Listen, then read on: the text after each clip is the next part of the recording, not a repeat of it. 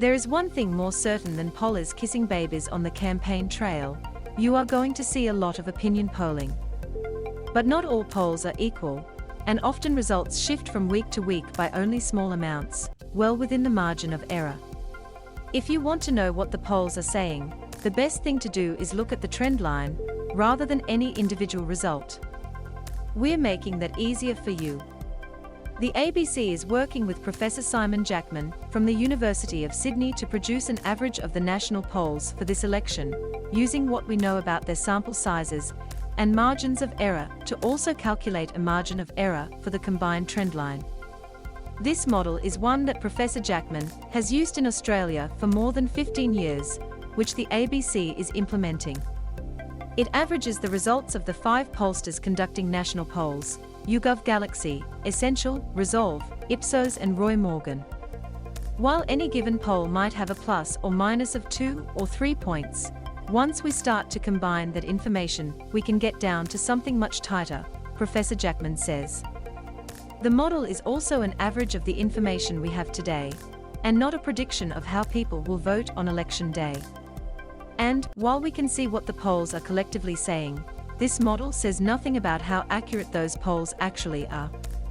This is no magic bullet. It's better than relying on any given poll, but there are real limits to it, Professor Jackman says. Remember that these are not the ABC's polls, and we aren't making any predictions about the election outcome. This is just an effort to interpret the polling that is being published. The lines in the polling average chart show the trend line generated by the model, while the shaded regions represent the margins of error on this trend. Labor has a significant two-party preferred lead in the polls. The average of the national polls since 2019. The margin of error varies, depending on how many polls have recently been published, and their sample sizes, but currently it is plus or minus 1.2%. This margin is less than any individual poll, but still represents significant uncertainty. Today, the polls are collectively putting Labor ahead, in two-party preferred terms, with between 53.6% and 56% of the vote. The coalition, on the other hand, is sitting between 44.0% and 46.4%. If that was the result on election night, it would be a complete landslide, and by historical standards. The gap was not always so large. There weren't many polls just after the 2019 election, but, according to the ones that were published, the government was ahead until around November 2019. Labor pulled briefly ahead during the Black Summer bushfire disaster, before the coalition regained ground in the polls from February 2020 through the first year of the pandemic. They started to slip in the polls around August 2020, and that slip continued until March this year. In the past month, its downward trend line has flattened. Polls ain't polls. Not all pollsters are publishing their polls in identical formats. The model uses two-party preferred figures from each poll. These are published directly by Newspoll, Roy Morgan and Ipsos, but the ABC is calculating a two-party preferred figure for 2 pollsters. For Resolve polls, this is done by applying preference flows from the 2019 election to its first preference vote estimates. Essential is reporting undecided voters in its figures, and ABC is converting this into a traditional, two-party preferred figure by excluding them. Labor pulled ahead of the coalition on primary votes in December 2021 polls. On first preferences, Labor's support in the polls overtook the coalition's in December 2021. This, combined with the vote for the Greens, which will favour Labor on preferences, is the reason for the opposition's current commanding lead in two-party preferred terms. That gap will shrink.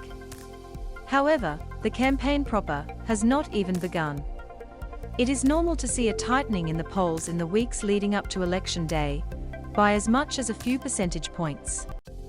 If history is any guide, there will be a narrowing, Professor Jackman says. There's been a narrowing in every cycle that I've been doing this, over the last 15 years. If we get the typical recovery in the coalition vote that we've seen, then I suspect that it's going to be a closer election than the polls aren't showing right now, but probably not quite big enough to get the coalition back above 50%. Weren't the polls wrong last time? In short, yes. Producing this model requires some assumptions. The biggest one is that, collectively, the polls are unbiased. That is that, on average, the polls are accurately measuring the electorate's view. That assumption was manifestly incorrect in 2019, Professor Jackman says. The biases that the industry had were large by historical standards. It was an unusual miss, historically speaking. Pollsters have done considerable work to adjust their methodologies since 2019 to correct for that bias. There have been encouraging signs in state elections, including recently in South Australia, where polling came in quite close to the result. But we will not know for sure where things stand, federally, until election night. If the bias correction has not worked, and we get that coalition recovery, not even is 50-50 on the table but, perhaps, even a stronger result for the coalition, Professor Jackman says. We've got to be completely upfront about that. This could be a much closer election than the polls are perhaps letting on, certainly this far out. M to mute, left and right arrows to seek, up and down arrows for volume. Watch 9 minutes 56 seconds 9M. The polls said Bill Shorten would win in 2019. So can we trust them now? What about seat polls? The polling average considers only the national polls, but you can expect to see a flurry of other polls throughout the campaign. Many of these will be robopolls of single seats, where voters in electorates are dialed and asked their views by an automated voice. Dr. Jill Shepherd from the Australian National University says single-seat polls are heavily derided by academics and commentators, and they deserve all of that scorn. When seat polls get discussed in the media, I constantly encourage people to, if not disregard them, at least be fairly cynical about them, Dr. Shepherd says. The biggest problem with polling is being able to identify the population that you want to ask, and then being able to contact them. That's hard on a national level, but it's almost impossible on a state level. Perhaps the most interesting thing about seat polls is the person who commissioned them. The fact that they've commissioned it, they've seen the results, and then they've chosen to release it is pretty illustrative, Dr. Shepherd says. We've seen, lately, a lot of independent candidates and candidates associated with the Climate 200 group release single-seat polls that probably overestimate the likelihood that they will be elected, but it puts them in the national conversation. It paints them in voters' minds as being a viable candidate, and that's probably exactly what that candidate wants us to think. Casey Briggs will have more on opinion polling on Insiders on ABC from 9 a.m. or on iView.